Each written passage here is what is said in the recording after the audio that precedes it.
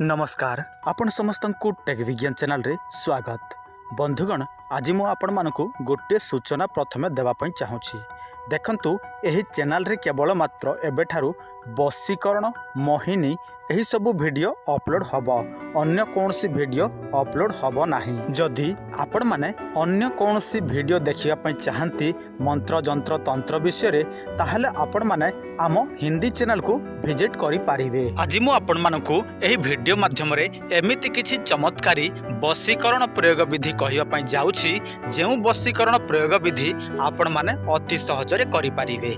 देखंतु एइटा स्त्री पुरुष समस्त चाहिए करि पारिबे, किंतु आपण मानकु सही जिनिस दरकार पड़िबो जेउ जिनिस सहाय्य रे आपण माने वशीकरण करि पारिबे। जदि आपण माने धैर्यर सहित वीडियोटी को संपूर्ण भाव में देखिबे ताहले आपण माने सही जिनिस मध्य जानि पारिबे जेउ जिनिस रे आपण माने वशीकरण करि पारिबे। तो चलंतु जानि नबा संपूर्ण प्रयोग विधि। ता पूर्व आपण समस्त को गोटे सूचना, जदि आपण माने काहाकू प्रेम करंती से झियो हो पुओ हो स्त्री हो पुरुष हो, सी आपण मानकु प्रेम करू नाही किंबा आगरु प्रेम करुथिला वर्तमान आपण को छाड़ी कि से अन्य कहा सहित प्रेम संपर्क गढ़ुछि, ताहले चिंता करिवार आवश्यक नाही। आपण माने आम सहित जोगाजोग करंतु।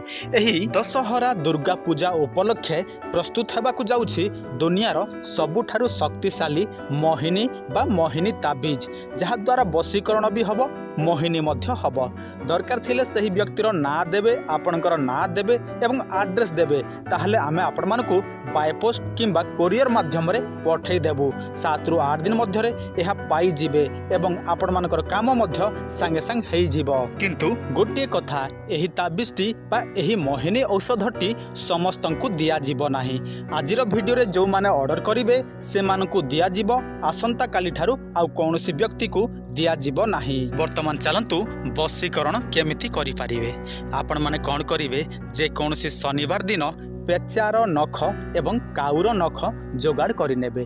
देखंतु जे कोनोसी स्थान रे मध्य पेचा किंबा काउ मरी थिबो आपण माने सही स्थान रो एटा जोगाड़ करिवे, किंतु शनिवार दिन एका आपण माने जोगाड़ करिनेबे। तापरे कोन करिवे, सही पेचार नख काउर नख को आपण माने पंचामृत रे सर्वप्रथमे धोई देबे। तापरे काउरी कामाख्या देवींकर मंत्र रे 108 थर अभिमंत्रित करिदेबे सही नख को। तापरे कोन करिवे, सेटा को आपण माने जे कौनसी त्रिलोह निर्मित ताबीज, त्रिलोह निर्मित ताबीज अर्थात सुना रूपा तंबा, एठिरे जो ताबीजटी तैयारी हेइथिबो सही ताबीज गोटे आनिबे एवं ताहारी भितरे आपण माने पेचा नख काउ नख को पुराई देबे। तापर जे कौनसी स्थान को जिबे आपण माने एटा को निज सहित नहीं कि जिबे, अर्थात जे कौनसी स्त्री पाख को जानतु किंबा जे कौनसी पुरुष पाख को जानतु आपण माने एटा नहीं कि जिबे, ताहले सही स्त्री किंबा पुरुष संगे संगे वशीकरण हबो। आपणकर